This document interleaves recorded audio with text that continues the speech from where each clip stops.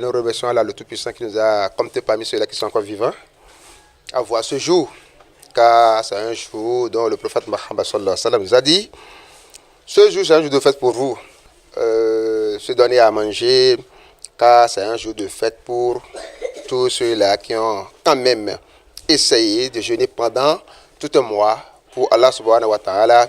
Comme ce n'est pas facile, c'est pourquoi Allah aussi nous a permis en nous disant: donc ce jour aujourd'hui, il dit: louez-moi, glorifiez-moi les uns les autres, de se saluer, aller se rendre des visites, manger et boire ce qui est de ce qui vous est permis. Donc ne mangez pas de n'importe quoi. Ce n'est pas lorsque le mois de Ramadan est parti ou bien c'est fini que les simples prières quotidiennes c'est parti. Non. Il y a aussi des jeûnes qui sont des jeûnes surrogatoires, qui ne sont pas des jeûnes obligatoires, que le musulman doit quand même tous de temps en temps le faire. Comme ce que le prophète Mohammed sallallahu alayhi wa sallam nous a dit: celui-là qui jeûne le mois de Ramadan au complet, et dans le mois de Shawwal, il essaie encore de jeûner 6, c'est-à-dire 6 jours de jeûne encore dans ce mois. Donc on va le prescrire la récompense de toute l'année qu'il a pris toute l'année pour jeûner.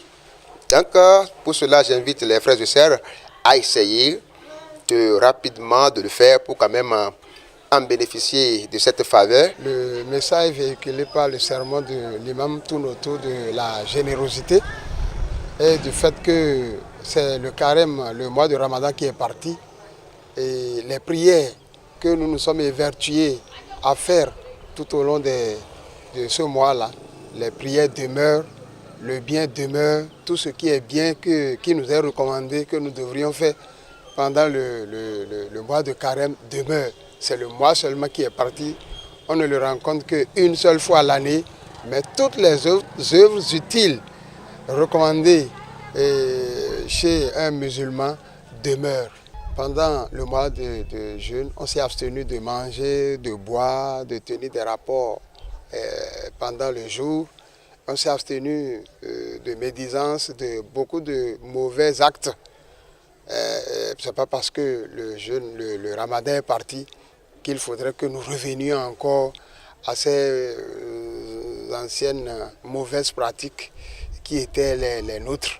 Et lorsque nous jeûnons, lorsque nous nous purifions, et nous purifions nos actes, il faudrait que ça reste en nous toujours. Il ne faudrait pas que juste après le mois de Ramadan, que nous nous replongions encore dans nos sales besognes dans lesquelles nous baignons tout le temps. On est tous contents de ce jour, de ce beau jour, jour de la fête de Ramadan, et qui s'ouvre un mois du carême, et que le prophète sallallahu alayhi wa sallam nous a recommandé à faire avec jouissance, et on est tous très heureux d'avoir nos comptes parmi ceux qui ont fêté ce jour-là.